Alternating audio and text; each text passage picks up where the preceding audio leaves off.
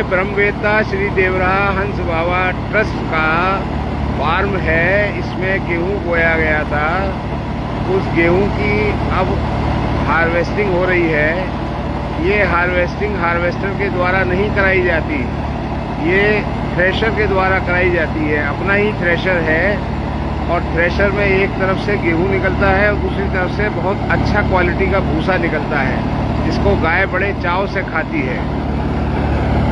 अब बात यह है कि बाबा का ना तो गेहूं कहीं बाजार में सेल होता है, ना उनका भूसा सेल होता है।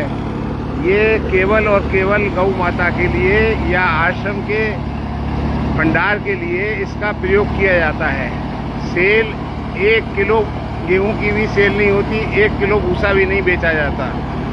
एक बात तो ये है। दूसरी बात ये है कि हार्वेस्टर का प्रयोग कभी भी नहीं किया जाता। चाहे लेबर की कितनी भी कमी हो जाए, हार्वेस्टर को बाबा जी गाय का परम शत्रु मानते हैं और वास्तव में वो शत्रु है। उसी के कारण हार्वेस्टर गेहूं की बाली में से गेहूं निकाल लेता है, पर यह है कि भूसा उसका बर्बाद हो जाता है।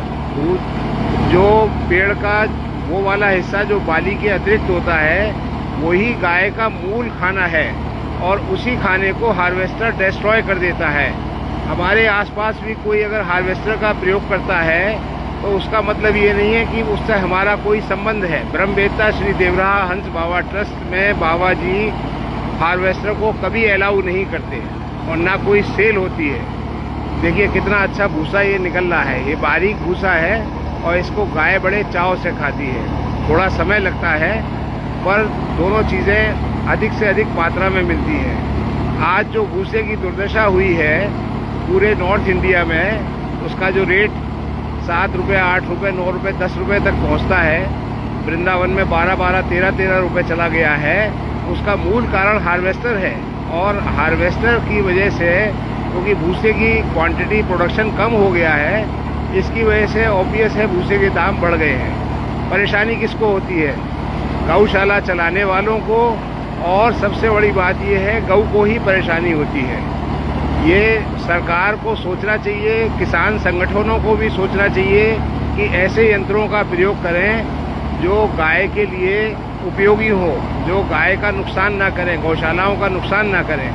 पर इस दिशा में कोई सोच विचार हो नहीं रहा है।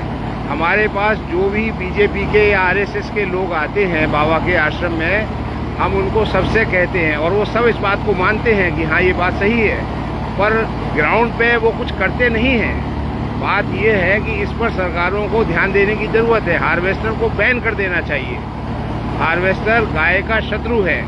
और दूसरे इक्विपमेंट इवॉल्व करिए जो भारत की आर्थिक स्थिति, भारत के ग्रामीण परिवेश में जो ठीक से काम करें। गौ को कोई नुकसान नहीं होना चाहिए। गौ को नुकसान होगा तो ऐसा यंत्र किसी काम का नहीं है।